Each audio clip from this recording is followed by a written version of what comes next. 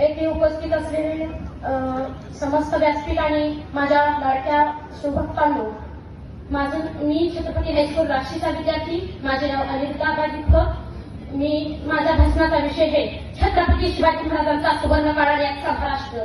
महाराष्ट्र म्हणजे काय? महाराष्ट्र म्हणजे जिचा उंच्या गळ्यातील माळ म्हणजे महाराष्ट्र. सईचा तुकवानं भरलेलं कपाळ म्हणजे महाराष्ट्र. जगात कुरूप कोपरायाच्या भन्नातील टाळ म्हणजे महाराष्ट्र.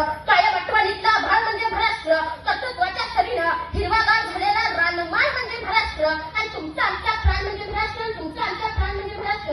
खरं महाराष्ट्राची काय पुस्तक आहे? सगळे टाळवाले केरळचे, बांधववाले युपीचे, गवळणवाले बिहारचे, सुतारवाले राजस्थानचे, हॉटेल सगळी दक्षिणातांकडे. साहेब, ही पोरं इथं काम करतात या महाराष्ट्रात येऊन काम करतात याचं मला मुळीच काही कळत नाही. पण आमच्या महाराष्ट्रातली पोरं कॉलेजच्या कट्ट्यावर बसायचं, पिचकाऱ्या बघायच्या, नाहीतर कुठेतरी घ्यायच्या मागे द्यायची म्हणून फिरायचं. याच्या पलीकडे काय करताच नाही. अहो त्यांना सांगा, आपण या महाराष्ट्राच्या मातीमध्ये जन्माला आलोय. या महाराष्ट्राच्या मातीचा इतिहास कुठल्या मुलांना किंवा लुंग्यात लिहिलेला नाही. या महाराष्ट्राच्या मातीचा इतिहास लिहिलाय शाळांच्या दाखांनी, घोड्याच्या टाकांनी, ढगाच्या गडगडानं, डोंगराच्या हिरव्या पिवळ्या साडीनं, सह्याद्रीच्या नळीनं, सुकानं मरकरून घडगिरीची पावन पूजा करणारा बाजी प्रभू काय, माळेवरती कृष्णा डोका असताना देखील दक्षिण घेतो, भिंगे म्हणा दत्तानी शिंदे काय, या महाराष्ट्राच्या मातीसाठी लढणारा तानाजी मालुसरे काय, या महाराष्ट्राच्या मातीमध्ये शत्रूला पाण्यामध्ये दिसणाऱ्या सरकारची धनाजी काय, हा तर महाराष्ट्राच्या मातीचा इतिहास आहे. तुमच्या तरुण पिढ्यांना तुम्ही समजावून सांगा. आपण असं नानाबाईंचं पोरांनी सगळ्या महाराष्ट्राला सांगितलं, चालायचं कसं, बोलायचं कसं, वागायचं कसं. पण आजच्या जन्माला या पोराला सांगायचं की बाबा रे, या महाराष्ट्राच्या मातीसाठी या शिवरायांनी आपला प्राण अर्पण केलाय. आता तुला जीव द्यायची गरज नाही. या नवऱ्याने या मातीसाठी आपला रक्ताचा अभिषेक घातलाय. तुला आता रक्त सांगण्याची गरज नाही. पण या नवऱ्याने जे बलिदान दिले, ती बलिदानाची गाणी आपल्याला खेळाकडे आणि बलिदानाची गाणी खेळण्याची मागं होते. छत्रपती शिवाजी महाराजांनी संभाजी महाराजांना डोक्यावरती घेऊन मिळवलं असं मला वाटत नाही. तर या महापुरुषांना डोक्यावरती घेऊन मिळवण्याआधी त्यांना हृदयात मिळवावे लागेल. आणि तिथं किती ऐकत आहेत ज्यांनी आपल्या पोरांना सांगितलं घाबरायचं नाही, लढायचं. शिवाजीला बघ, संभाजीला बघ, आयुष्यात कितीतरी संकटे आली पण पहाड असतात का पोलादी पुरुष आयुष्यात येणाऱ्या संकटापुढे आपली छाती काढून मारायला. किती आईवडिलांनी आपल्या मुलांना संभाजी महाराजांचा इतिहास सांगितला. किती आईवडिलांनी आपल्या मुलांना छत्रपती शाहू महाराजांचा इतिहास सांगितला. आमच्या छत्रपती शिवाजी महाराज जगात असा एकमेव राजा होऊन गेला की ज्याच्या दरबारात एकही नृत्यांगना नाचलेली नाही. हा जगातला एकमेव राजा आहे. आमच्या छत्रपती शिवाजी महाराजांनी आम्हाला सांगितलं की प्रत्येक स्त्री ही माझ्या मराठ्यांच्या घरातली देवता आहे. आणि छत्रपती शिवाजी महाराजांच्या आऊसाहेबांनी आमच्या मासाहेब जिजाऊंनी आम्हाला सांगितलं की प्रत्येक स्त्री ही मराठ्यांच्या या स्वराज्यातल्या घरातल्या माझ्या मायमाऊलीसारखी आहे. तिला माझ्या या स्वराज्यामध्ये आदराचं स्थान आहे. पण त्याच महाराष्ट्रातल्या मराठी मावळ्यांनी शिवजयंतीच्या शिवपुरावरती डॉल्बी डीजे लावायला सुरू केली. त्यावरती गाणी लावायला सुरू केली. शिला जवान झाली, पिंकी पैसेवाली झाली, मुरली बदनाम झाली. आणि आमच्या आया बहिणींची अब्रूची लक्तनं या गावच्या वेशीवर टांगायला सुरू केली.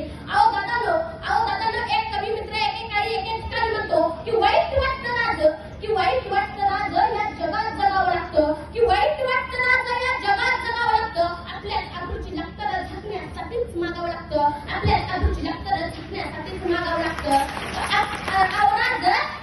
आया बहिणी कुणीच राहिली नाही जगाची.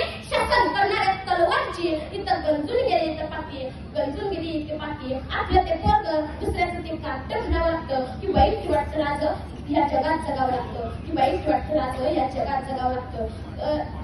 छत्रपती शिवाजी तुमच्यापैकी कोणतरी म्हणेल की मला छत्रपती शिवाजी महाराज व्हायचंय, संभाजी महाराज व्हायचंय. आणि तुमच्यापैकी म्हणेल की कोणतरी मला छत्रपती शिवाजी महाराज व्हायचंय, संभाजी महाराज व्हायचंय. त्यांच्यासाठी सांगतो, ज्याला ताईतली बाई कळाली तो मुक्ताईचा ज्ञाना झाला. ज्याला ताईतली बाई कळाली तो मुक्ताईचा ज्ञाना झाला. ज्याला बाईतली पत्नी कळाली तो सीतेचा राम झाला. ज्याला बाईतली पत्नी कळाली तो सीतेचा राम झाला. ज्याला बाईतली मैत्रीण कळाली तो राधेचा श्याम झाला. आणि ज्याला बाईतली आई कळाली ना तो तिचा उलटा शुभ असला. छत्रपती शिवाजी महाराजांचा इतिहास आपण स्त्रियांसाठीचा बघितला. पण आजच्या तरुण वर्गाला, आजच्या पुरुष वर्गाला स्त्रियांबद्दल किती आदर्श आहे तुम्हीच सांगा. या स्त्रियांबद्दल या तरुण वर्गाला किती आदर्श आहे. यात्रेमध्ये गोंधळामध्ये स्त्रियांना नाचवलं जातं. या महाराष्ट्राच्या मातीमध्ये छत्रपती शिवाजी